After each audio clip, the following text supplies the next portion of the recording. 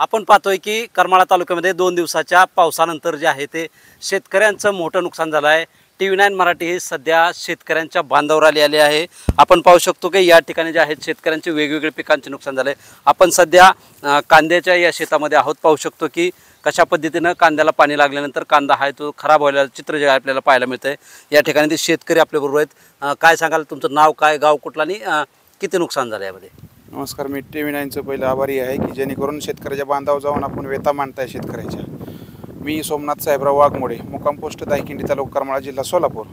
अक्षरशः एवढे बिकट अवस्था झालेली शेतकऱ्याची की कसं तरी ही एकतर सुरुवातीला पाऊस नव्हता, त्यानंतर कसा तरी पाऊस आला, वर्ण निसर्गाने एवढे बेकार अवस्था झालेली आहे की हा कांदा बघा, साधारण हा काळा आलेला कांदा आहे, हा 3 महिन्याचा कांदा आहे। अक्षरशः ही सोडून द्यायची पिकाची अवस्था झालेली आहे। काय करणार शेतकरी हा?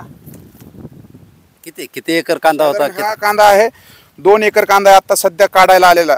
ह्याची तात्काळ सरकारने ह्याची काय असेल ते नोंद घ्यावं, ह्याची तातडीने काय पंचनामे वगैरे काय करता येतील तेवढे करता यावे, एवढीच ही कळकळीची विनंती आहे।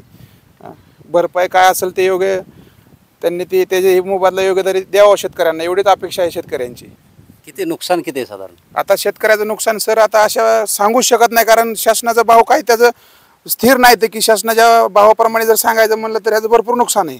पण जर भावच शेतकऱ्याला व्यवस्थितरित्या भेटत नाही तर त्याचं नुकसान शेतकरी हा सांगूच शकत नाही की बाबा त्याचं किती भाव भेटेल आणि ह्याचं किती नुकसान होईल। ज्यावेळेस शेतकऱ्याचा माल तिथं गेल्यानंतर त्याची भाव होतो त्यावेळेस शेतकरी सांगतोय की हा माझा एवढ्या रुपयाचा कांदा झालाय। आता हा शेतात अक्षरशः आताचा कांद्याचा भाव म्हणलं तर सगळं गडालेलं आहे। आता सध्या काय 10 आणि 5 रुपयाने शेतकऱ्याची अवस्था ही अक्षरशः दयनीय अवस्था आहे शेतकऱ्याची।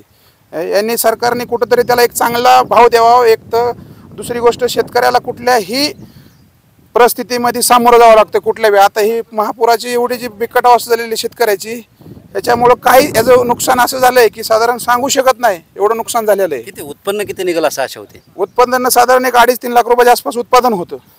पण काय करणार आहे पावसाला? एक तर सरकारची ही पहिली गोष्ट आहे की त्यांनी काय उत्पादन डबल करायची भूमिका सरकारची होती, पण सरकारची डबल करायची भूमिका सोडून खताचे भाव डबल टिबल झाले ते। त्याच्यामुळे शेतकऱ्याला आता सध्या हातबल झालेला आहे शेतकरी।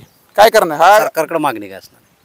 सरकारनं काय त्यांनी योग्य ते त्यांनी पाहणी करावे बांधावर जाऊन। जे आज तुम्ही आलाय सध्या इथं ते आम्हाला त्याची तुम्ही कुठंतरी शेतकऱ्याची व्यथा दाखवता, याबद्दल आम्हाला कुठंतरी एक आधार वाटतोय की बाबा तुमच्या माध्यमातून ही बातमी सरकारपर्यंत पोहोचावी आणि त्याच्यातनं काय आहे ती योग्य ते बांधावर जाऊन तुम्ही त्याची काय ती तुम्ही बघून प्रत्यक्षात ही करा।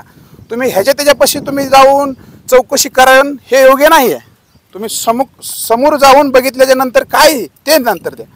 नक्कीच आपण या ठिकाणी पाहतोय की या शेतकऱ्याचं जे आहे ते जवळपास 2 ते 2.5 लाख रुपयाचा कांद्याचं नुकसान जे आहे ते या पावसामुळे झालं असून या जे आहे त्या पिकाचं पंचनामे करून जे शेतकऱ्याला जास्तीत जास्त भरपाई मिळावी अशी मागणी या शेतकऱ्याकडून केली जाते आहे। शीतलकुमार मोठे, TV9 मराठी, करमाळा, सोलापूर।